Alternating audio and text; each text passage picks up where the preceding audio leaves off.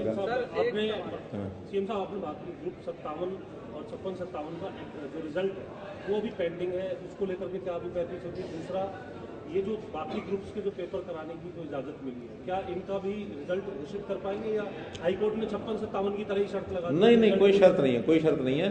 केवल 56-57 का निर्णय कोर्ट ने करना है, क्योंकि उसमें थोड़ा सा कुछ क्वेश्चंस सेम क्वेश्चन रिपीटेड हो गए। रिपीट क्वेश्चन का उन्होंने निर्णय करना है, इसको अलाउ करेंगे कि नहीं करेंगे। पहले 57 हुआ था, 57 तो कोई रिपीट ही है नहीं, और संयोग ऐसा कि पहले 56 होना था, बाद में 57 होना था, लेकिन किन्हीं कारणों से हमको 56 वाली डेट वो 57 के बाद रखनी पड़ गई, तो पहले 57 हो गया, फिर 56 हो गया। इसलिए किसी प्रकार की कोई ऐसी इंटेंशन किसी की रही होगी ऐसा नहीं है, लेकिन फिर भी 57 पहले हुआ है तो रिपीटेड तो 56 वाले माने जाएंगे। जो कोर्ट का निर्णय होगा उसको हम स्वीकार करेंगे, लेकिन आगे जितने टेस्ट होंगे उसके परिणाम पर किसी प्रकार की कोई रोक कोर्ट का ये बैरियर हटने के बाद अब क्योंकि आपने वादा किया था 60,000 से अधिक रोजगार देने का, कब तक इसको नहीं। अब चूंकि टाइम टेबल अपने स्टाफ सिलेक्शन कमीशन के लोग शेड्यूल बनाएंगे, और उस शेड्यूल बनाने के बाद सबको एक उचित अवसर उनका कम्युनिकेशन उनको देना, फिर उनका पेपर लेना, तो टाइम टेबल बनेगा। उस शेड्यूल के हिसाब से सब पेपर लेंगे, और पेपर के तुरंत बाद, क्योंकि उसमें एंट्री तो कोई है नहीं, जैसे जैसे एग्जाम होता जाएगा रिजल्ट निकलता जाएगा, और हम उनकी नियुक्तियां जो उनका वो कराते चले जाएंगे। कोई दिक्कत नहीं है, उसके अंदर आ गई है, ठीक है। जो नहीं आई हैं उनको सबको भी हमने आश्वस्त किया है कि जो उचित डिमांड्स हैं वो अगले सत्र तक, यानी विधानसभा अगला जो बजट सेशन है उस समय तक उनको विचार करके उसको बजट के सेशन में जोड़ लिया जाएगा।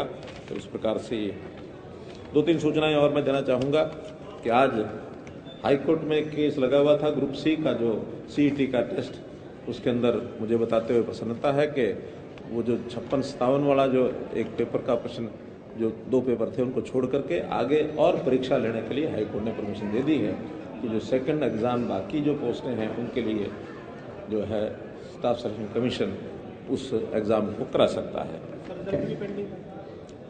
नहीं, 56-57 अभी नहीं निकला है। 56-57 को छोड़ करके शेष जो टेस्ट हैं उनकी एग्जाम लेने की परमिशन जो पहले रोकी हुई थी उसको उन्होंने क्लियर कर दिया कि उसके एग्जाम ले सकते हैं। आपने सीएम साहब आपने बात की ग्रुप 57 और 56-57 का जो रिजल्ट है वो अभी पेंडिंग है, उसको लेकर के क्या अभी पैंतीस होगी। दूसरा, ये जो बाकी ग्रुप्स के जो पेपर कराने की जो इजाजत मिली है, क्या इनका भी रिजल्ट घोषित कर पाएंगे या हाईकोर्ट ने 56-57 की तरह ही शर्त लगा दी? नहीं, कोई शर्त नहीं है, कोई शर्त नहीं है। केवल 56-57 का निर्णय कोर्ट ने करना है, क्योंकि उसमें थोड़ा सा कुछ क्वेश्चंस सेम क्वेश्चन रिपीटेड हो गए। रिपीट क्वेश्चन का उन्होंने निर्णय करना है, इसको अलाउ करेंगे कि नहीं करेंगे। पहले 57 हुआ था, 57 तो कोई रिपीट ही है नहीं, और संयोग ऐसा कि पहले 56 होना था, बाद में 57 होना था, लेकिन किन्हीं कारणों से हमको 56 वाली डेट वो 57 के बाद रखनी पड़ गई, तो पहले 57 हो गया, फिर 56 हो गया। इसलिए किसी प्रकार की कोई ऐसी इंटेंशन किसी की रही होगी ऐसा नहीं है, लेकिन फिर भी 57 पहले हुआ है तो रिपीटेड तो 56 वाले माने जाएंगे। जो कोर्ट का निर्णय होगा उसको हम स्वीकार करेंगे, लेकिन आगे जितने टेस्ट होंगे उसके परिणाम पर किसी प्रकार की कोई रोक नहीं। कोर्ट का ये बैरियर हटने के बाद अब क्योंकि आपने वादा किया था 60,000 से अधिक रोजगार देने का, कब तक इसको? अब चूंकि टाइम टेबल अपने स्टाफ सिलेक्शन कमीशन के लोग शेड्यूल बनाएंगे, और उस शेड्यूल बनाने के बाद सबको एक उचित अवसर उनका कम्युनिकेशन उनको देना, फिर उनका पेपर लेना, तो टाइम टेबल बनेगा। उस शेड्यूल के हिसाब से सब पेपर लेंगे, और के तुरंत बाद, क्योंकि उसमें एंट्री तो कोई है नहीं, जैसे जैसे एग्जाम होता जाएगा रिजल्ट निकलता जाएगा, और हम उनकी नियुक्तियां जो उनका वो कराते चले जाएंगे। कोई दिक्कत नहीं। पंजाब के मुख्यमंत्री, हरियाणा मुख्यमंत्री ऐसा करके एक सूचना है कि उसमें कुछ दिनों मीटिंग करेंगे, और उस विषय को जो पेंडिंग उसको आगे बढ़ाएंगे। इतने विषय आपकी जानकारी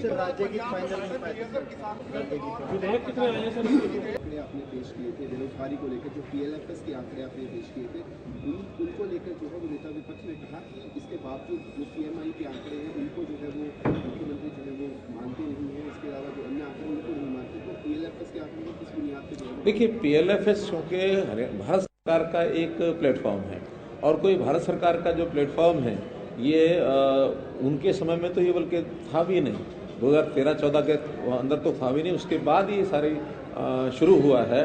तो इस आंकड़ों के सरकारी जो डाटा है वो हमने बताया है, उसमें कम ज़्यादा होते रहते हैं, लेकिन इस बार जो है हमारा आंकड़ा 5.2% आया है, और केंद्र का इससे ज़्यादा है, यानी ऑल इंडिया का एवरेज जो है वो इससे ज़्यादा है।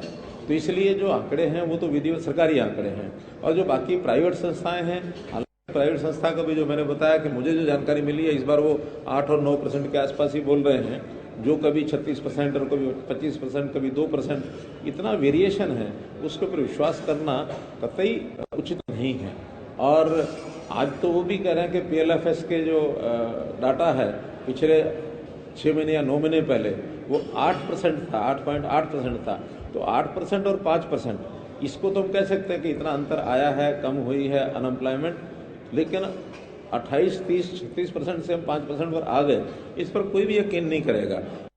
तो आखिर जितना एक जिस गति से एम्प्लॉयमेंट मिलना होता है, उसमें सरकारी एम्प्लॉयमेंट एक पार्ट है, प्राइवेट सेल्फ एम्प्लॉयमेंट ये उसमें मेजर पार्ट है। उसके अंदर स्किलिंग के काम चल रहे हैं, शिक्षा चल रही है। अब तो हमने विदेश में भी, क्योंकि जब मैं दुबई गया था तो वहाँ कुछ ऐसे एजेंसीज के साथ मीटिंग की थी कि विदेश में जहाँ जहाँ जितनी ज़रूरत मैन पावर की है, हम उसको अप्लाई करने के लिए तैयार हैं।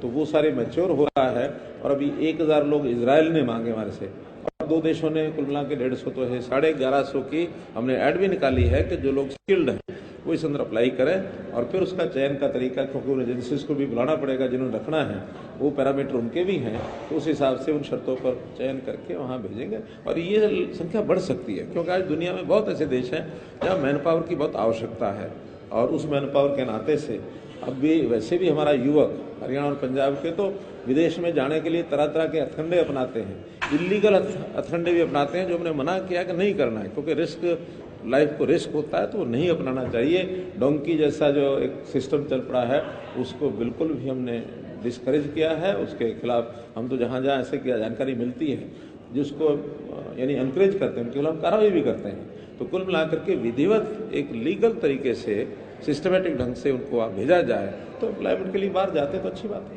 इजराइल में जो जा रहे हैं, जैसे आज HKRM के तहत जो युवाओं को या रोजगार के लिए भेजा जा रहा है, कांग्रेस इसके लिए कह रही है कि इजराइल में युद्ध चल रहा है, इस तरह की स्थिति हुई है कि यहाँ के युवाओं को या यहाँ के लोगों को वहाँ भेजना उचित नहीं है। देखिए, ये परस्पर कोई जबरदस्ती नहीं जाने वाला है, आखिर एक मौका है, उन्होंने डिमांड की हुई है। आखिर ऐसा नहीं कि इजराइल में कोई रहते नहीं है, इजराइल में कोई पूरा इजराइल थोड़ी खाली हो गया है। और इजराइल में अगर उनकी आवश्यकता है, वहाँ दूसरे देशों से लोग वहाँ आते थे, अब दूसरे देश के लोग वहाँ नहीं आएंगे, हमारे वहाँ जाएंगे, तो जिनकी इच्छा वो जाएंगे, कोई किसी को जबरदस्ती हम नहीं भेज रहे हैं। एक एडवर्टाइजमेंट निकाली है, जिनको जाने की इच्छा होगी वो जाएंगे। हमारे न भेजने के बाद भी लोग जाने के लिए अलग अलग रास्ते खोज रहे हैं, तो हमने तो एक विधिवत चैनल दिया है, और इस चैनल में आज भी इजराइल तो सबके लिए खुला है। ऐसा नहीं कि लोग इजराइल जाना बंद हो गए हैं। अब वहाँ की जैसी परिस्थिति है, उस परिस्थिति के हिसाब से सब अपना विचार करके जाएंगे।